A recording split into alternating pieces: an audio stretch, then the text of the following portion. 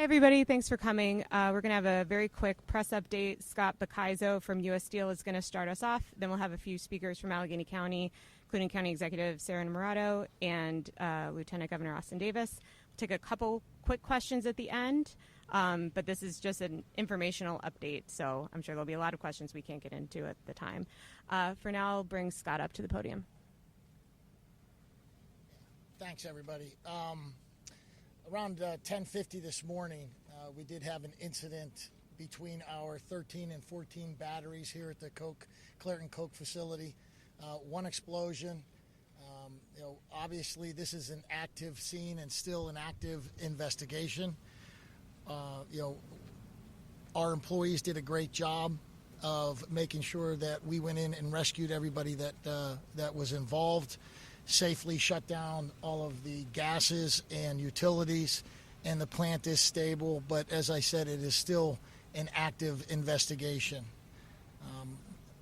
Our hearts go out to our employees. Safety is our number one priority every day, every shift, 365. So obviously this is a tragedy that we want to understand. We're under the investigation, and we will continue to work not only with the folks behind me, but the families of those that have been affected. Our hearts go out to them, our employees. We have an employee assistance program that we have set up at the local union hall for anybody that wants to stop in and talk to anybody there as well.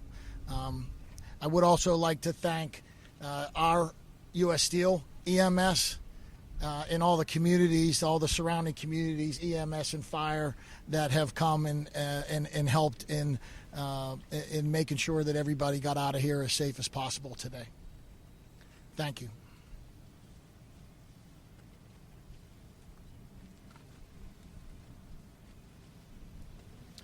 Good afternoon. I'm Matt Brown, Chief of the Allegheny County Department of Emergency Services. As Mr. Bacaizo had stated, about 10:50 was their initial response. Our first call to Allegheny County 911 was 10:51, so very quickly behind that. As Scott had mentioned, they have their internal departments to respond to those emergencies, and the municipal agencies, our department included, are always here to support them. It looks like from the overall response, about 20 EMS agencies have assisted at this point, and about 14 fire departments. And again, these are all external to the plant. All 4 divisions of my department are involved and engaged. Allegheny County 911, the Fire Marshal's Office is here to investigate origin and cause, which we're obviously very early stages of that. Our Fire Training Academy and our emergency management staff are all here to assist as well. And again, our role here is just to help coordinate the incident. Overall, as you can imagine, it's a very hot day. It's very tasking to all the emergency responders, both U.S. Steel and municipal. The good news is they work together very often. A lot of times they switch different hats. Many of them are volunteers at the same department. So it is a brotherhood, sisterhood, if you will, of emergency responders who really take it to heart what they're doing right now. Their efforts are very focused on rescue at this point. We are still engaged in the incident. It is continuing to be ongoing. I think that's about all the details I have at this moment. Again, our focus right now is just continuing our search for one unaccounted person at this point. That's all I have. Vic, do you have any? Afternoon. Victor Joseph, Assistant Superintendent, Allegheny County Police. First off, my thoughts and prayers go out to the victims today, the workers here at the mill and their families. We were requested by Clairton Police Department for an industrial accident. We provide those investigative services to municipalities throughout the county when needed. It was an active scene. It's still an active scene when we got here. It was a rescue mission, still a rescue mission. Initially, there were 2 unaccounted for individuals. Within the past hour, one of those individuals was rescued, has been transported to a local hospital, so we're happy to say that. There is 1 deceased as of right now, and now a total of 10 injured.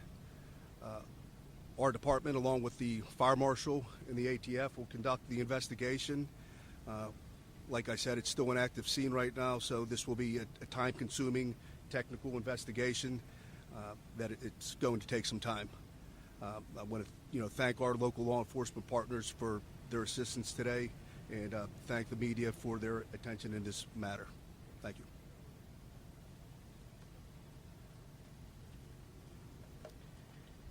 So I will echo the sentiment that our thoughts are with United Steelworkers District 10 members and all employees at U.S. Steel today, their families, and in the community of Clairton and the entire Mon Valley. I want to thank the first responders for their work and efforts today, and thank you to the leadership we have at the county through Allegheny County Emergency Services and the Allegheny County Police, who you heard from just a moment ago. Working together with U.S. Steel and with their full cooperation and transparency, we aim to get to the bottom of the origin of what caused this explosion and prevent it from ever happening again. We also are deeply concerned about the community surrounding this facility. So I do want to touch on what Allegheny County Health Department issued earlier today. They are actively monitoring this explosion on site, and they are working in coordination with our emergency responders. And out of an abundance of caution, we advise residents within 1 mile of the plant to remain indoors, close all windows and doors, set HVAC systems to recirculate, and avoid activities that draw in outside air, such as exhaust fans. The Allegheny County Health Department air quality monitors have not detected a rise in PM 2.5 or sulfur dioxide above federal standards. And we will put out additional information as it becomes available to the public. So again, thank you to all our first responders and those involved in the rescue and recovery initiatives today. And I will pass it over to Lieutenant Governor Austin Davis to close us out. Thank you, County Executive Innamorato. The Mon Valley is home for me. And so today I'm particularly holding the workers, the steel workers, and all those who are affected close to my heart. I've been in constant communication with Governor Shapiro, as well as Randy Padfield, the director of the Pennsylvania Emergency Management Agency. When this event first happened, our agencies have been coordinating with county agencies and Chief Matt Brown to provide whatever resources our administration could provide to make sure that the workers who are on site are rescued and transported safely. We stand willing to provide any resources that we can as we move past today into an investigation phase.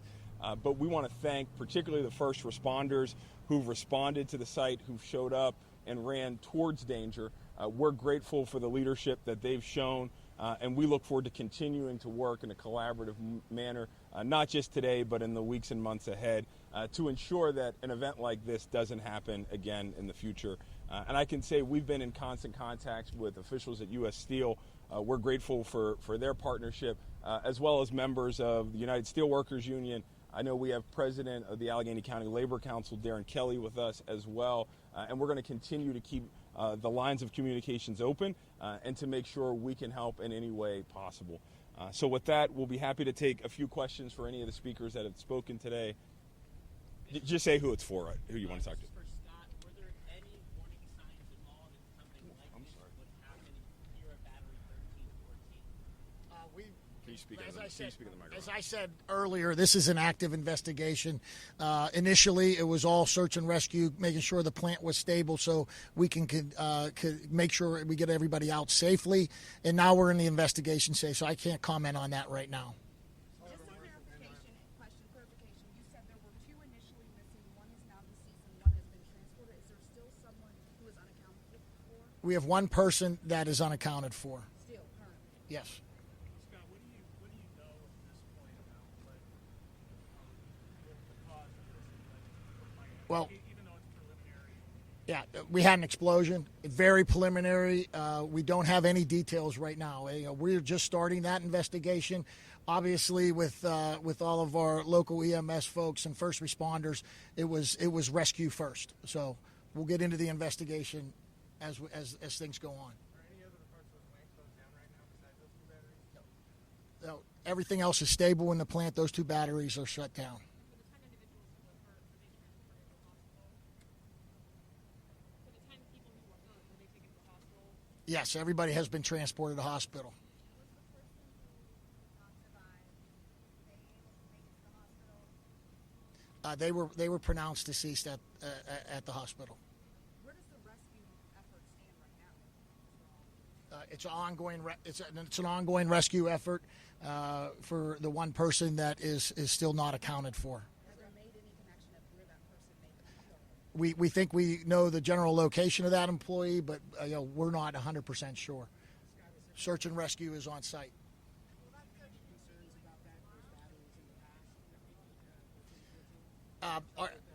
We are always concerned about any incident at any of our facilities. Safety, as I said before, is first and foremost. It's a core value of U.S. Steel, of our employees, management, union alike, and we work together to prevent anything like this happening. So that's why it's important that we get the investigation done properly.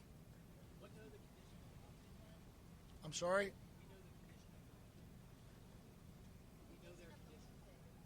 No. Hey, Scott, what's the policy procedure for notifying the affected employees that were involved? I'm sorry. Hold on.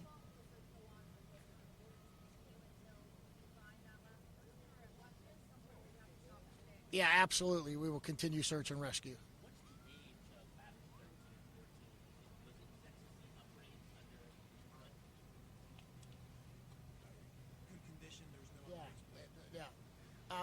We had nothing planned for 13, 14 batteries in good condition, both productivity-wise, environmental-wise, and safety-wise. So. All right, everyone.